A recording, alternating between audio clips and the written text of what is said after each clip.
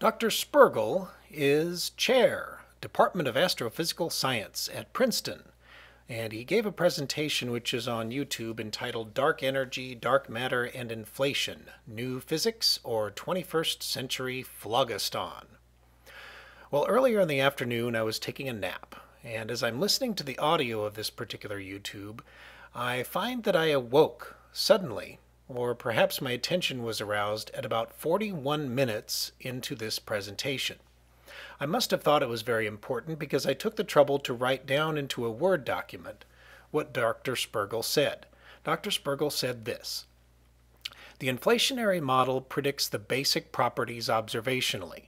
The problem is, as we started thinking about its theoretical underpinnings, there's a lot of problems. We don't understand where the initial conditions came from in the model. We don't understand that in order to make inflation work, you have to tune all these things in the model very, very accurately. We don't know why we have to do that. We can make it work by tuning everything, but it seems like an artificial construction in some ways." Let me repeat that. We can make it work by tuning everything, but it seems like an artificial construction in some ways. Well, artificial indeed. Program a universe with a bunch of laws to begin with and then sit back and marvel at how well your predictions turn out? Yes, indeed. That is a problem.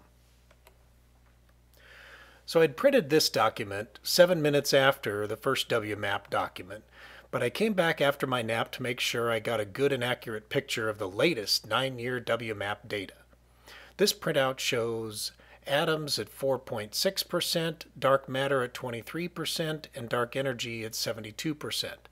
Well, I followed the warning in the text down here underneath that told me to make sure I was using the most recent data, which I wrote over here.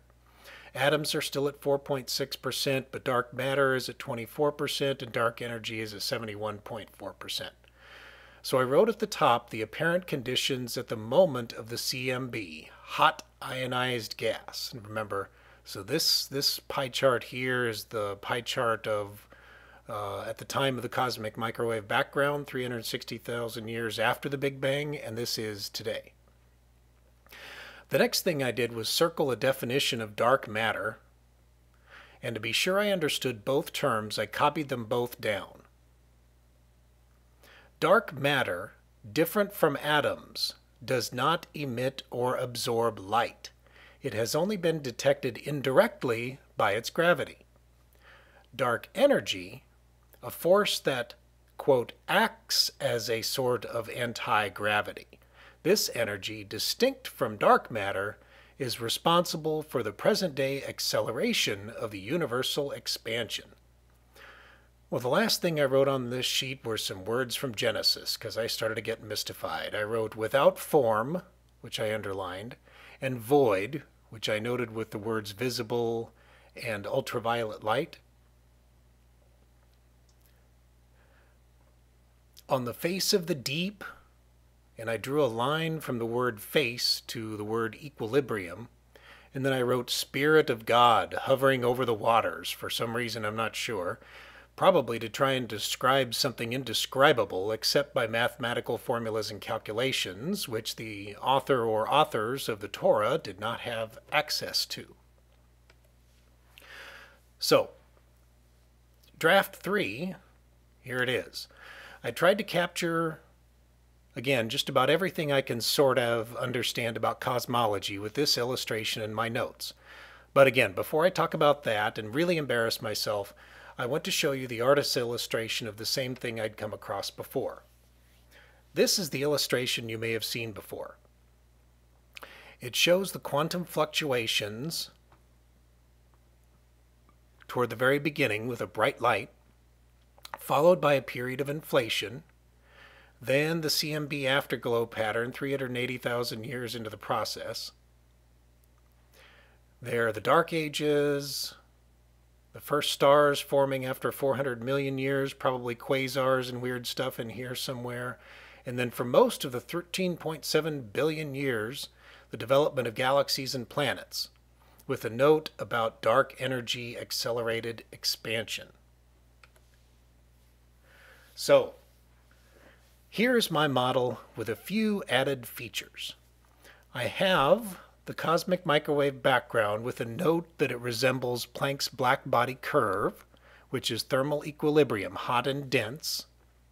And I underline twice the word maximum in writing maximum entropy. On the other side of the paper, I've also underlined maximum entropy, cold dense. I note the pie charts from NASA with the percentage of atoms, neutrinos, and photons and dark matter at 63%, with an arrow. So in other words, my pie chart here from the beginning is the pie chart from this is the beginning, this is the end with the pie chart and all the percentages. I tried to draw out the percentages with these dotted lines. So I've drawn Dr. Penrose's entropy boxes, lines across the top from gas in a box, spreading out uniformly in maximum entropy, and wrote the word dark energy in all caps. At the bottom, I've drawn Penrose's entropy line for gravitating bodies with dark matter in all caps. One of the last things I added to this is a dot with the words one black hole over here. Supposedly there would be one final black hole left that all gravitating bodies would have fallen into. And also note I have preserved the little diagram with the Earth and a circle around it called punctuated equilibrium. I'll get to that in the next diagram. But do note here that I've drawn what amounts to be another habitable planet that has given rise to evolution of life on it. So there's a little alien guy, I'll put him there. There's one more thing I want to point out as part of this story. Now as I stared at this drawing, I started to have an extended and very personal deja vu experience. I had totally seen this exact drawing before, in my own handwriting on the same kitchen counter in the same room I was drawing it on. It was most likely in a dream, and how far back it was I don't know, years perhaps. But the puzzle I remember having was what to do with these two maximum entropy lines, the hot and dense one on the left here, and the cold and dense one on the right here. The deja vu lasted a good 15 seconds, longer than most of them I've had. Where I found myself in complete silence, soaking every bit of the moment in as I could. Well, when the moment passed, I walked away from the drawing, went over to get a drink of water, and then made a decision I didn't make before. I drew a dotted line from the right to the left, noting that they were the same state. Hot and cold were both in thermal equilibrium, so there was nothing in the way of difference between them.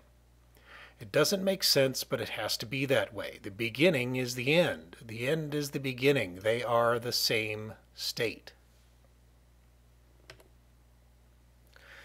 This diagram uses the same cosmological model, but focuses on the nature of dark energy and dark matter, which I'm beginning to think of as a sort of Rupert Sheldrake morphic field that are not measurable or observable with the naked eye, but are nonetheless there. I begin at the top with quantum fluctuations. Dr. SPERGEL talks about being fine-tuned somehow with an arrow to the four known forces of gravity, strong and weak nuclear and electromagnetism, but then I add dark matter and dark energy with a squiggly arrow to morphic fields. Now move down to where I've traced life from hydrogen and helium, first present as atoms, to all of them on the periodic table, followed by molecules, under which I've written protein folding and the 10 to the 22nd energy states that somehow get chosen or selected. From this point, I draw an arrow up to the words memory, habit, and form, with another arrow to resonating, not distant, dependent, and entangled quantum non-locality. That's all this stuff up here. Then we can move to where I've written the word cells with my cabbage or palm tree and stem cell, liver, or heart problem. So in the center I have the punctuated equilibrium diagram and a list of unusual characteristics of complex life. Those are listed all here: joint attention, flocks of birds, schools of fish, 100th monkey, tightly coupled predator-prey systems, and the word scopisthesia, which is the term used to describe the sense of being stared at. That's a lot of what Dr. Sheldrake worked on. How can people know they're being stared at or not when their back is turned, or if they're separated by a glass window, or even if they're being stared at or not stared at by a closed circuit television. How does all this work if the theory of morphic fields and morphic resonance is not true? So across at the bottom here, that's my punctuated equilibrium, and then over here with cognitive neuroscience. But at any rate, across the bottom here, I reference the work of David Chalmers a bit. He is known, along with a good number of cognitive neuroscientists, more or less as a panpsychist. The idea is that every bit of matter in the universe has some interior or consciousness, from simple interiors without any awareness as we know it, to proto-consciousness, to exhibiting choice in life forms, to self-reflexive awareness and language. Of course, I have to throw in some integral theory at the bottom, which are the quadrants over here I've referenced in integral ufology. They don't seem to fit in here too much, but they do. I realized in a week or so prior that the word panpsychism doesn't fit well with me, because it doesn't make sense to say that atoms and molecules have consciousness in the same way we do.